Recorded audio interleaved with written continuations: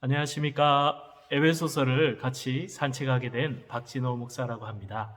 제가 이전에 집사람과 함께 배낭여행으로 강원도, 춘천, 가평 이렇게 간 적이 있어요. 그 여행을 가다가 한 아름다운 섬을 만나게 됐습니다. 바다에 있는 섬이 아니라 강에 있는 섬이었는데요. 바로 남이섬이라는 섬입니다. 여러분도 잘 아시죠? 근데 그 섬 여행을 하면서 참 인상 깊었던 것이 그 섬이 출발부터 남달랐습니다.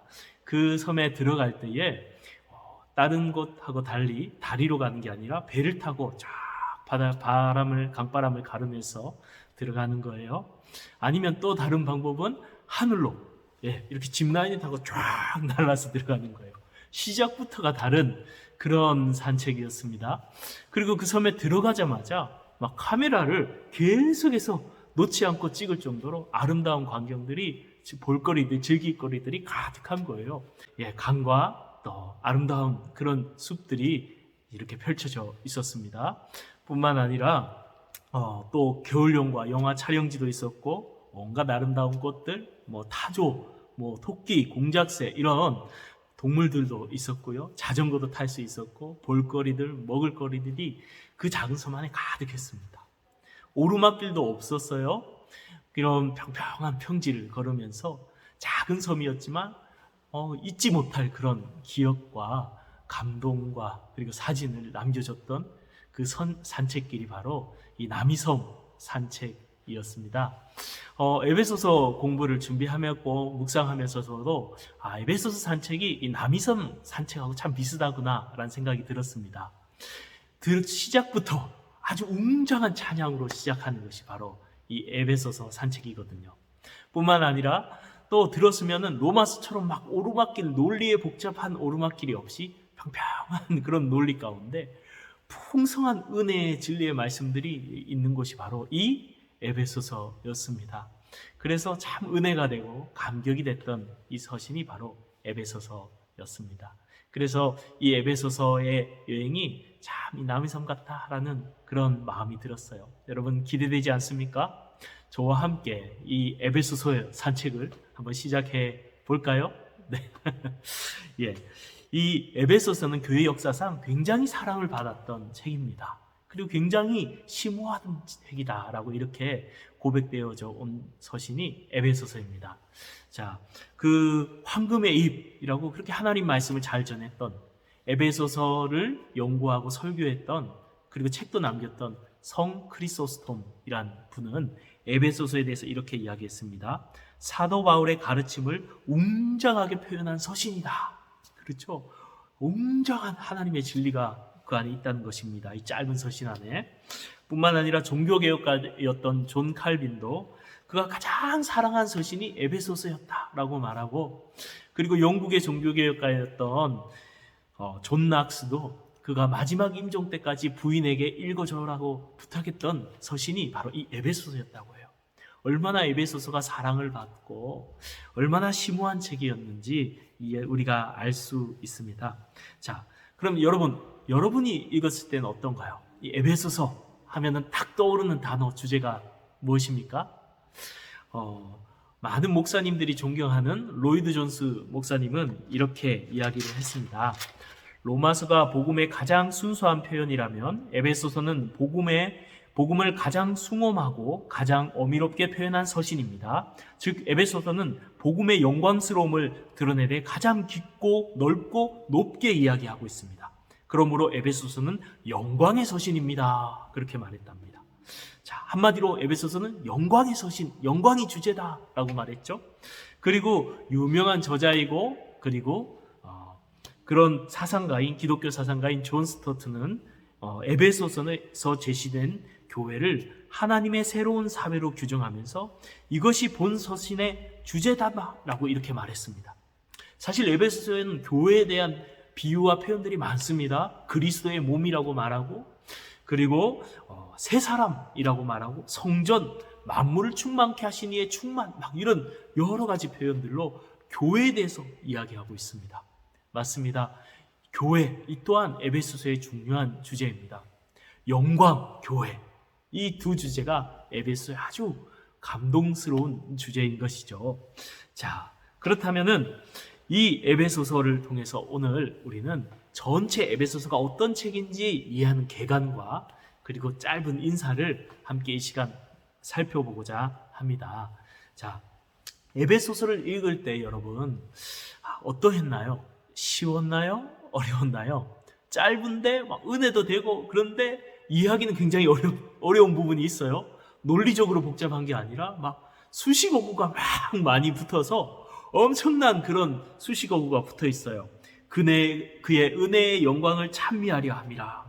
그의 기업의 영광의 풍성함. 이런 수식어구 때문에 이해하기가 좀 어려운 면이 있습니다. 뿐만 아니라 문장이 길어요, 에베소서가.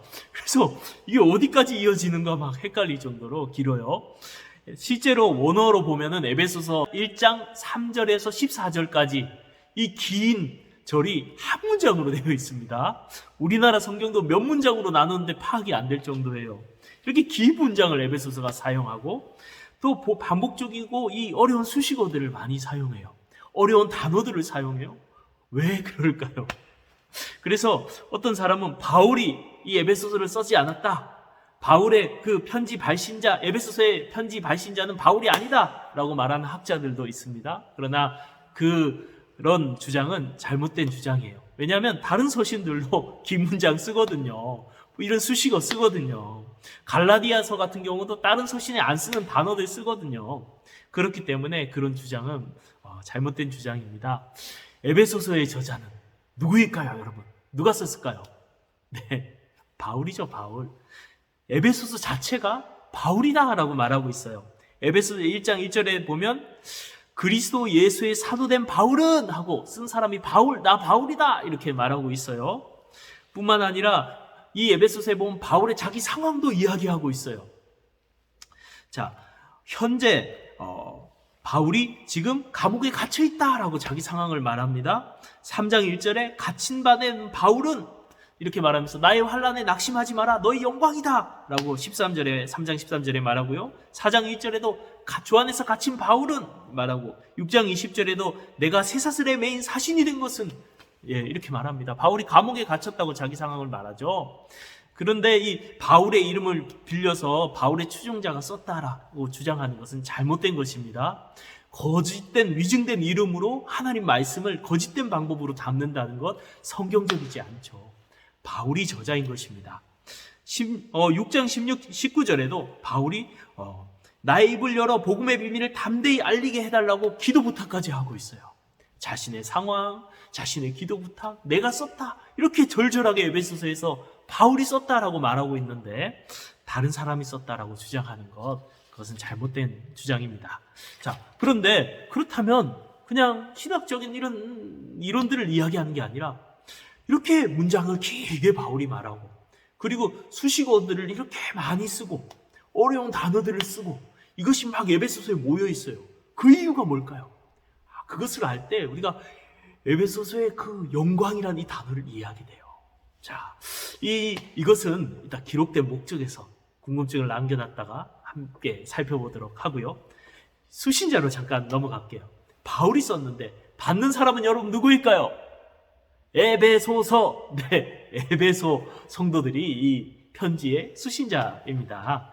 1장 1절에 이 수신자도 나와 있어요. 예수 그리스도의 사도된 바울은 에베소에 있는 성도들에게 썼다고 이렇게 돼 있어요. 에베소에 있는 성도들. 네, 에베소 교회에게 썼다는 것이죠. 자, 그런데 어떤 사람들은 이것 또한 또 부정해요. 어떤 학자들은. 그래서 참 답답해요. 이걸 부정할까. 예. 에베소서에 이제 옛날에 성경을 주면 이렇게 피사를 했어요. 인쇄술이 없어서 피사를 해서 돌려보고 막 이렇게 했는데 이집트의 알렉산드리아 지역의 일부 피사본 중에 이 1절에 에베소란 단어가 빠져 있다는 거예요. 그래서 에베소에 보낸 게 아니다 말하지만 다른 서신들의 이 알렉산드리아의 다른 피사본에는 또 에베소 써 있거든요. 그렇기 때문에 그렇게 주장하는 것은 잘못된 주장이에요. 로마서 같은 경우도 피사본에 보면 몇몇 피사본에 로마에 보낸 성도들이 표현이 빠져 있어요. 왜냐하면 그 지역의 교회들에게 주는 하나님의 편지니까 다 읽으라고 그런 의미에서 입으로 빼고 쓰거든요. 에베소도 그런 목적으로 기록되었기에 이 알렉산드리아 지역에서 빼고 기록된 피사가 된 것이다 라고 학자들은 말합니다. 자, 그러면 개인적인 이름들이나 상세한 안부 요것도 빠졌거든요. 그래서 에베소가 아니다 주장하는데 그것도 잘못된 주장입니다. 네, 그래서 그냥 회람서신이다. 이건 어떤 특정 지역이 없이 돌린 회람서신이다. 돌려보는 편지다. 이렇게 주장하는데 이런 주장들은 다 잘못된 것이고요. 이런 개인적인 이름이나 긴 자세한 안부가 없는 서신, 다른 서신들도 있거든요. 갈라디아서나 데살로니가 전서도 마찬가지예요. 자, 그렇게 안부를 안 쓴 이유는 6장 21절과 22절에 보면 이렇게 말합니다. 나의 사정, 내가 무엇을 하는지 너희에게 알리려고 하노니 사랑받는 형제여 주 안에서 진실한 일꾼인 두기고가 모든 일을 너희에게 알리리라. 우리 사정을 알리고 라고 이렇게 표현하고 있어요. 두기고에게 이 편지를 보내면서 두기고가 다 말해줄 거다. 그래서 자세한 거 안 쓴다. 이렇게 써 있거든요. 그래서 없는 거예요. 그리고 일부러 바울이 안 썼어요. 왜냐하면 바울이 에베소에 있는 두란노 서원에서 2년 동안 말씀을 가르쳤는데 이 에베소에서만 가르쳤는데 골로새 막 다른 지역에서 와서 복음을 듣고 교회들이 생겨났던 거예요. 마찬가지예요. 이 편지를 에베소에만 보내지만 이 에베소 교회만 볼 것이 아니라 다른 이 소아시아 지역에 다 같이 이 편지를 읽으라고 그런 목적으로 썼기 때문에 바울은 개인적인 그런 상세한 에베소를 향한 인사나 이름들을 생략한 채 그 전체를 향한 메시지를 담고 있어요. 그래서 에베소서는요, 에베소 교회에 보낸 편지고 또 에베소뿐 아니라 그 주변 지역에도 같이 읽게 하기 위해서 보낸 편지란 사실을 우리가 알아야 됩니다. 그리고 오늘날 우리에게도 주시는 하나님의 편지인 줄로 믿습니다. 자, 그러면 에베소서, 자, 언제 어디서 기록되었을까요? 자, 여기서 앞에서 많이 삽됐죠. 갇힌 자 된 바울, 세 사람의 바울, 감옥에서 기록됐습니다. 그리고 두기고가 이 편지를 전달했어요. 이것을 볼 때에 사도행전 28장 바울이 로마 감옥에 있을 때, 로마에서 미결수로 그 셋방에 감금되어 있을 때, 로마 군사들이 지키면서 감금되어 있을 때, 그러면서 두기고나 사람들은 왔다 갔다 하면서 교제하고 복음도 전할 수 있었을 때, 이런 로마 감옥에서 AD 62년에 에베소서를 기록했습니다.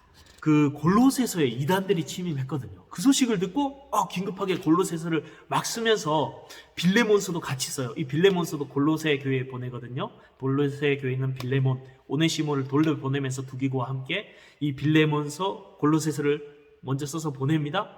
보내면서 가는 김에 에베소뿐만 아니라 그 소아시아 지역까지 다 전하기 위해서 에베소서를 썼어요. 그래서 골로새서하고 에베소서가 내용이 닮아 있어요. 그래서 쌍둥이 서신이라고 합니다. 이렇게 두기고가 에베소서, 빌레몬서, 그리고 골로새서를 가지고 이렇게 소아시아 지역에 갔던 거예요. 그러면서 에베소 교회에도 이 에베소서를 전달했습니다. 자, 그러면 가장 중요한 지점에 도착했어요. 에베소서 왜 기록되었을까요? 궁금하죠? 네.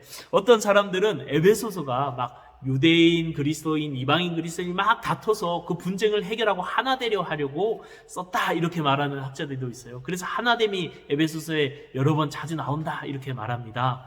네, 하나됨이 나오는 건 분명히 맞지만 에베소서를 보면 분쟁했단 싸웠다는 내용이 전혀 없어요. 고린도 전서도 보면 있어요. 분쟁한 것에 대해서, 분파를 만든 것에 대해서. 로마서도 그런 내용이 있어요. 나라의 문제, 먹는 문제로 유대인 그리스도인과 이방인 그리스도의 갈등이 있어요. 근데 에베소서는 그런 갈등을 전혀 얘기 안 해요. 그렇기 때문에 에베소서가 분열 때문에 썼다라고 주장하는 건 무리가 있습니다. 그럼 여러분, 에베소서 왜 썼을까요? 네, 그걸 한번 알아보려면 이 에베소 지역에 대한 이해가 필요해요. 자, 이 에베소는 에베소 지역은요, 황제 숭배가 아주 강했던 곳입니다. 황제 숭배. 로마란 나라가 시저가 죽고 나서 후계자로 옥타비아누스를 이렇게 지목합니다. 그런데 안토니우스라는 사람이 굉장한 그런 인기가 권력이 있어가지고 이 로마의 동쪽을 거의 지배하게 됩니다. 서쪽은 옥타비아누스. 로마가 갈라지게 됐죠. 그래서 둘이 싸우게 됩니다. 근데 이 옥타비아누스가 이기게 돼요. 악티움 해전에서 클레오파트라와 함께 전쟁에 참전한 이 안토니우스를 이기면서 결국에 이 로마를 통일하고 이 모든 것을 하나 되게 하고 평화의 시대를 가져오게 합니다. 그래서 그리고 시저처럼 암살당하기 싫어가지고요, 그 원로원에게 그 공화정으로 정치를 다시 이렇게 회복시켜주고 아우구스투스라는 존엄한 자라는 칭호를 얻으면서 황제를 신으로 추대하는 법령을 원로원에서 통과하게 됩니다. 그리고 이 옥타비아누스가 굉장히 비상했는데요, 그걸 이용해서 로마 저항 큰 도시를, 이 제국을 하나로 만들기 위해서 황제 숭배를 강요하게 돼요. 근데 이 로마 사람들은 사람을 신으로 안 믿었거든요. 로마 지역에, 로마 수도에서는 잘 안 통했는데 이 그리스, 터키, 이 소아시아 지역은 신과 사람을 다 신으로 믿는 그런 배경이 있었어요. 그래가지고 로마 황제 숭배를 쉽게 받아들입니다. 게다가 로마에게 잘 보이기 위해서 더 황제 숭배를 적극적으로 이렇게 하게 됩니다. 그래서 나중에는 이 소아시아 지역 전체, 에베소를 포함한 소아시아 지역 전체에서 회의를 해서 이 황제의 생일을 그 새로운 달력의 시작으로 이렇게 삼는 그런 일까지 벌어집니다. 그리고 막 포고령을 내리는데 그 내용을 읽어보면요, 아우구스투스 황제가 어떻게 세상의 침체와 고난의 시대를 끝내고 만물을 회복하여 유용하게 했는지. 이 만물, 에베소서 이따가 볼 때 이 단어를 풀어내는 중요한 포인트가 돼요. 유용하게 했는지 아우구스투스를 주와 신으로 말하고 그 탄생일에 복음의 시작이 되었다라고 선포해요. 와, 이 마가복음하고 비슷합니다. 네, 이런 배경이 다 깔려 있는 거예요, 역사적 배경이. 그래서 대적들을 이렇게 발로 짓밟는 이런 동전의 형상들, 이런 모습들이 건축물이나 동전이나 이런 데 많이 나타나게 됩니다.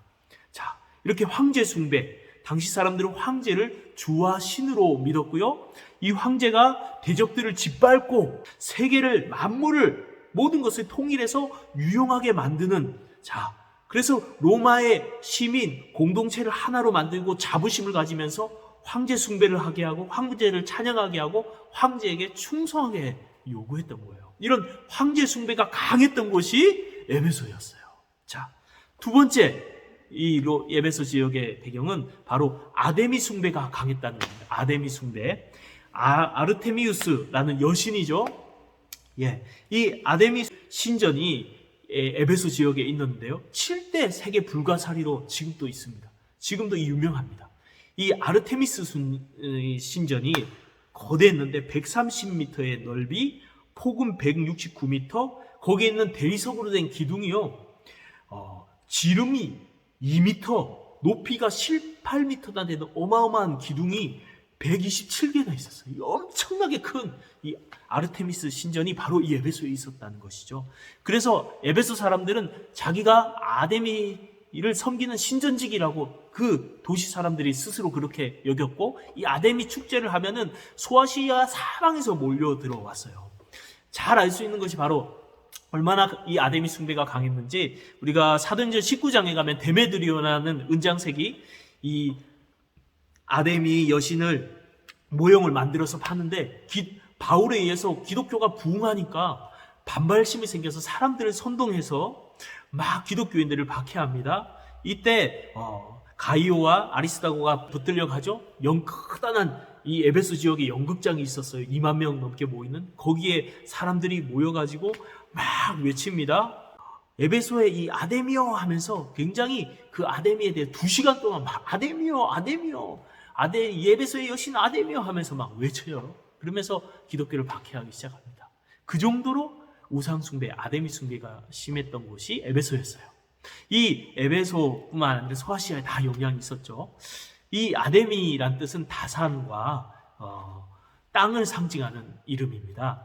그리고 이 아데미 신상엔 24개의 그런 가슴이 달렸고, 그래서 풍요를 상징했어요. 그래서 이 아데미 여신이 땅에 풍요로운 복, 물질의 복을 주는 신으로 그렇게 그들이 섬겨왔습니다. 이런 우상숭배의 유혹이 강했던 지역이 바로 이 에베소 지역이었어요. 마지막으로 이 에베소의 특징 중에 하나는 음란, 방탕, 탐욕이 가득했던 도시였어요. 이 도시가 항구 도시였거든요. 그래서 상업이 굉장히 성행했고 금융업이 성행해서 아주 부유해졌어요. 그래서 큰 대형, 아까 말한 연극장도 만들고, 그 다음에 아데미 신전도 만들고, 그리고 거기에 안에는 운동 경기장도 있었고, 그리고 체육관도 있었고 공중 목욕탕도 있었고 그리고 무역을 위한 물건을 저장할 창고들도 있었습니다. 시장도 성행했고요. 그런 이 아데메에 이렇게 부유해지다 보니까는 점점 타락해져서 로마의 아주 그런 음란과 탐욕의 상징이라고 하는 연애도 많이 벌어졌어요. 술과 음식을 먹고 음란하게 탐욕스럽고 음담패설을 하고 더러운 죄를 지었던 그런 연애가 많이 벌어졌던 곳이 이 에베소였어요. 그래서 에베소 4장과 5장에 보면 이런 표현들이 많이 나옵니다. 방탕에 방임하여 모든 더러운 것을 욕심으로 행하되 음행과 온갖 더러운 것과 탐욕과 누추함과 어리석은 말이나 희롱의 말 이런 단어 또 술 취하지 마라 방탕한 것이니 이 모든 것이 이 음란하고 탐욕적인 이 방탕한 에베소의 분위기를 말하고 있습니다. 이런 유혹이 바로 에베소에 있었어요.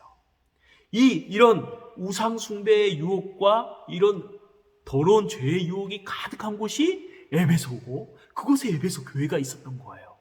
그리고 그 소아시아 전체가 이런 영향과 분위기 가운데 있었던 것입니다. 그것을 알았던 사도 바울이 이 에베소서를 쓴 거예요. 이 에베소서를 쓰면서 이 세 가지 문제, 황제 숭배, 아데미 숭배, 그 다음에 죄의 유혹, 이런 유혹들을 이겨내고 참된 하나님 백성으로 살아가게 하기 위해서 에베소서를 썼던 것입니다. 조금 더 자세히 말하면 이 황제 숭배, 이 황제가 온 세상을 로마 세계를 통일하고 땅을 통일하고 만물을 통일하고 유용하게 하고 그렇게 너희는 이 영광스러운 로마의 시민과 공동체가 되었으니까 거기에 자부심을 가지고 황제를 숭배하고 찬양하고 그리고 황제 로마 제국에 충성해라 이렇게 황제 숭배를 강요해 왔던 것이죠. 거기에 대해서 사도 바울은 이 로마라는 제국보다 더 큰 하나님의 나라, 더 영광스러운 하나님의 나라를 에베소서에서 말합니다. 그러면서 그리스도께서 이 땅뿐 아니라 하늘에 있는 모든 것을 통일하신 분이 예수 그리스도이시다. 하나님 우편에 앉아 계신 모든 권세와 모든 통치, 만물을 통일하신 분이 그리고 대적들을 발 아래 두신 분이 바로 예수 그리스도다라고 바울이 선포합니다. 그리고 너희가 하나님의 이 백성의 공동체로서 하나님 시민으로 부름받은 자로서 얼마나 영광스러운 부름, 로마와는 비교도 안 되는 영광스러운 부름을 받은 자들이 바로 너희다. 유대인이든 이방이든 하나로 하나님의 백성과 시민과 권속으로 부름받아서 심지어 하늘에 앉아있다라고 표현할 정도로 너무나 영광스러운 부름을 바울이 막 이야기해요. 에베소서에서. 그러면서 그 영광스러운 백성답게 너희가 살아가라 말하고 있는 거예요. 뿐만 아니라 아데미 신이 이 땅의 풍요를 복을 주는 신이라 말했는데 바울은 에베소 1장 3절에서 찬양하면서 하나님께서 하늘에 속한 신령한 복을 주시는 분이 바로 우리 하나님 아버지다라고 말하면서 그 우상 숭배를 경계하면서 하나님이 주신 신령한 복에 대해서 막 이야기하고 설교하고 기도하고 찬양해 갑니다. 자, 그리고 4장 5장에서도 음란하고 방탕한 탐욕적인 죄를 경계하면서 거룩한 하나님의 시민으로 살아갈 것을 이야기하죠. 여러분, 앞에서 질문했죠? 왜 에베소서는 이렇게 긴 문장으로 그리고 많은 수식어로 어려운 단어로 쓰고 있나요? 예, 바로 이것 때문이에요. 바울은요, 세상 나라 로마 제국 그리고 아데미가 주는 복, 그 죄의 방탕함과 비교할 수 없는 하나님의 신령한 복을 이야기하기 위해서, 영광스러운 부르심을 말하기 위해서, 그것을 표현하기 위해서 긴 문장을 써서 엄청난 수식어를 붙여가면서 어려운 단어를 쓰면서 너희가 얼마나 영광스러운 부름으로 부름받았는지 아느냐 막 말하고 있는 거예요. 그러면서 이것을 우리에게 영광스러운 부르심을 알려주면서 영광스러운 삶을 살아가게 하기 위해서 썼기 때문에 이런 표현들이, 이런 어려운 묘사들이 에베소서에 나오고 있어요. 이것에 대해서 앞에서 말했던 그 에베소서 강해를 썼던 로머 위드 존스는 의 에베소서 강해에서 이렇게 이야기하고 있습니다. 제가 읽어드릴게요. 바울은 마치 하늘에 있는 것처럼 말하고 있습니다. 그리고 그 하늘의 측면에서 위대한 구원과 구속의 파노라마를 내려다보는 것 같이 하고 있습니다. 위대한 사도 바울은 형용사의 형용사를, 부사의 부사를 계속 겹쳐 놓습니다. 그러면서도 자신이 말하려는 것을 다 표현하지 못하고 있습니다. 거기서 사도는 자신의 표현력으로 감당치 못할 일을 하고 있는 것입니다. 결국에는 자신의 말로 표현하기 힘든 일을 집어던지고 경배와 찬미와 감사에 빠져들어가 그 감격을 토해내고 있습니다. 그러므로 저는 거듭 말씀드립니다. 이 서신보다 더 숭엄한 것은 성경 전체를 다 살펴보아도 없습니다. 그렇죠? 하나님이 우리를 얼마나 영광스러운 영광으로 우리를 부르셨습니까? 우리에게 주신 복이 얼마나 신령한 복입니까? 그 하늘의 영광을 다 인간의 언어로 표현하기 할 수 없는 그 영광스러움과 신령한 복들을 막 이야기하면서 구원의 감격들을 쫙 이야기합니다. 우리가 얼마나 은혜 받았고 얼마나 영광스러운 부르심을 받은 자인가, 얼마나 신령한 복을 받았는가 쫙 바울이 이야기하고 있어요. 그러면서 그 이야기를 다 단어만 낼 수 없기 때문에 바울은 찬양부터 하는 거예요. 그것을 생각만 해도 그 안에 넘쳐나는 감격으로 찬양하고 있는 거예요. 자, 이런 놀라운 복과 은혜를 우리가 받은 거예요, 여러분. 할렐루야. 자, 그래서 길게 돌아왔는데 이 에베소서의 기록 목적은요, 바로 이러한 황제 숭배, 아데미 숭배, 우상 숭배와 음란, 타락, 이런 죄악된 유혹들을 다 이겨내게 하기 위해서 기록된 책이 에베소서예요. 다른 말로 부르심의 영광을 깨닫고 영광스러운 삶을 살아가게 하기 위해서 쓴 책이 바로 에베소서인 줄로 믿습니다. 기대가 되죠, 벌써부터. 그 영광스러움을 맛볼 것을 기대되지 않습니까? 네, 그래서 바울은 이 영광스러운 에베소서를 써내려 가는데 이 목적이 이 에베소서를 쓴 구조에 그대로 나타나요. 그래서 에베소서 구조를 보면은 딱 두 가지입니다. 크게 보면 부르심의 영광스러움을 선포한 1장에서 3장, 부르심에 합당한 삶을 살기를 권면한 4장에서 6장. 1장에서 3장은 영광스러운 부르심을 받았다. 그리고 4장에서 6장은 그러니까 부르심에 합당하게 살아라. 이 내용이 에베소서 전체의 내용인 것이에요. 조금 더 자세하게 살펴보면 이 부르심의 영광에 대해서 1장에서 3장인데요. 자, 먼저 1장 1절에서 2절 인사, 그리고 1장 3절에서 14절은 영광스럽게 부르심을 받은 것을 찬양하고요. 그 다음에 1장 15절에서 23절은 영광스러운 부르심을 알기를 기도하고요. 그리고 2장 1절에서 22절은 영광스러운 부르심에 대해서 설교합니다. 그리고 3장 1절에서 21절은 영광스러운 부르심을 받은 성도들을 위해서 위로하고 기도합니다. 그리고 마치 가만히 보면요, 이 전반부는 예배 같아요. 예배. 자, 뭐예요? 인사하고 찬양하고 기도하고 설교하고 위로하고 기도하고, 완전 예배 순서예요. 예배 순서. 바울은 이 예배 같은 이런 형식을 통해서 그들에게 인사를 하자마자 영광스러운 부르신 하나님을 찬양하고, 영광스러운 부르신 그 영광을 알도록 기도하고, 영광스러운 부르심에 대해서 설교하고, 그리고 이 영광스러운 부르심을 받은 성도들을 위로하면서 기도합니다. 이것이 에베소서 전반부의 내용이에요. 자, 그럼 에베소서 후반부의 내용은 무엇입니까? 부르심에 합당하게 살라고 권면하는 겁니다. 그래서 전반부가 공적인 예배라면 후반부는 삶의 예배를 이야기하는 것 같아요. 그래서 우리가 어떻게 살아야 될지에 대해서 크게 네 가지를 말합니다. 하나 되어라, 거룩해라, 그 다음에 관계를 잘해라, 그리고 영적으로 성장해라, 인사, 끝. 이게 후반부 내용이에요. 그래서 4장 1절에서 16절에서 하나 되어서 자라가라, 4장 17절에서 5장 21절까지 거룩하게 살아가라, 그리고 5장 22절에서 6장 9절에서 모든 관계에 합당하게 행하라, 그리고 6장 10절에서 20절까지 하나님의 전신갑주를 입어라, 그리고 안부와 인사 6장 21절에서 24절까지 말합니다. 그렇습니다. 영광스러운 부르심을 받았으니 이제 하나 되어라. 영광스러운 부르심을 받았으니 이제 거룩하게 살아가라. 영광스러운 부르심을 받았으니 다른 사람들의 관계도 합당하게 행하라. 영광스러운 부르심을 받았으니 이제 영적인 싸움을 싸워서 하나님의 군사로 승리해라. 이 이야기가 바로 에베소서 후반부의 이야기인 것입니다. 사랑하는 성도님들, 자, 이걸 우리에게 오늘날 적용해 볼 수 있어요. 우리도 얼마나 많은 우상숭배, 하나님보다 더 사랑하게 하는 것들, 하나님보다 더 우선순위에 두고 마음을 빼앗는 것들이 얼마나 많아요.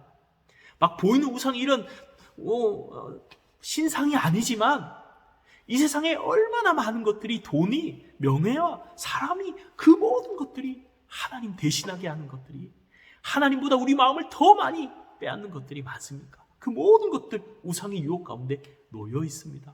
그것이 우리를 복되게 할 것 같고, 그것이 우리에게 참 명예를 주고 영광스럽게 하지만 그것보다 더 영광스러운 게 있다고 바울은 이야기하고 있는 거예요. 자, 뿐만 아니라 우리에게 얼마나 유혹이 많습니까? 이 시대에도 음란한 거 더 심하죠.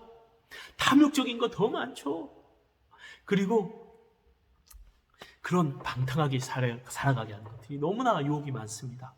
이 시대에, 이런 우상숭배와 유혹이 많은 이 시대에 바로 이 에베소서가 우리에게 필요합니다. 여기에서 우리가 하나님이 얼마나 우리를 영광스럽게 부르셨는지 영적인 정체성을 깨닫게 될 때에 우리는 영광스러운 삶을 살아가게 되는 거예요. 여러분, 케빈을 대하여란 이 영화가 있어요. 케빈에 대하여. 자유로운 여행가였던 여인 에바란 여인이 아이를 가지게 됩니다. 그러면서 정말 너무 힘든 산후 우울증을 겪으면서 아무것도 모르는 아이에게 너가 태어나기 전엔 내가 행복했어, 막 이런 말을 하고, 그런 감정들이, 부정적인 감정들이 아이에게 전달됩니다. 아이가 자라나면서 가까이 가려 하지만 이미 부정적인 감정에 영향을 받은 아이는 엄마를 거부하고 엄마가 싫어하는 행동을 일부러 더 하고 막 집에 온 페인트 칠을 해놓고 고통을 막 안겨다 줍니다. 그렇게 아이는 사랑받지 못한다는 자기 정체성이 생겨버려요. 그렇기 때문에 이 아이는 점점 삐뚤어져서 결국에는 사람을 끔찍하게 죽이고 감옥에 갑니다. 그리고 이 충격을 받은 엄마는 2년 뒤에 이 아이를 만나게 되는데 이렇게 묻습니다. 생각할 시간이 많았을 텐데 이제 말해줘. 왜 그랬어? 그때 이 케빈이란 아이가 안다고 생각했는데 지금 잘 모르겠어. 이렇게 답합니다. 엄마에게 사랑받고 싶은 심정을 감정적으로 드러낸 거죠. 그때 이 엄마가 아이를 안아주면서 영화는 끝납니다. 자기에 대한 잘못된 정체성을 가지니까 잘못된 삶을 살아가더라는 거예요. 반면에 이와 반대의 실화가 있습니다. 보지 못하고 듣지 못하고 말하지 못하는 아이가 있었어요. 여자아이가 있었어요. 사람은 모양이지만 짐승같이 어둠에 갇혀있는 이 아이, 모두가 포기한 이 아이. 그런데 설레반이란 한 선생님이 이 아이를 가르치겠다고 나섭니다. 이 아이를 꼭 안아주면서 이것이 사랑이라고 알려줍니다. 사랑으로 꾸준히 계속해서 그 아이를 가르칩니다. 결국 어둠에 갇혀있던 아이, 내가 사랑받는다는 사실을 알고 어둠에서 벗어나게 됩니다. 열심히 공부하게 됩니다. 대학도 가게 됩니다. 장애를 극복하고 정말 사회적으로 영향력 있는 사람이 됩니다. 누구죠? 헬렌 켈러죠. 그렇습니다. 내가 사랑받고 있다는 정체성, 내가 얼마나 존귀한 존재라는 것을 깨닫게 될 때 그의 삶도 달라지더라는 것입니다. 여러분, 이 에베소서를 통해서 우리가 얼마나 하나님께 영광스러운 그런 부르심을 받았는지, 얼마나 신령한 복을 받았는지 우리가 깊이 깨닫게 됨을 통해서 하나님 앞에 영광스러운 삶을 살아가는 하나님의 백성들이 되시기를 주님의 이름으로 축복합니다.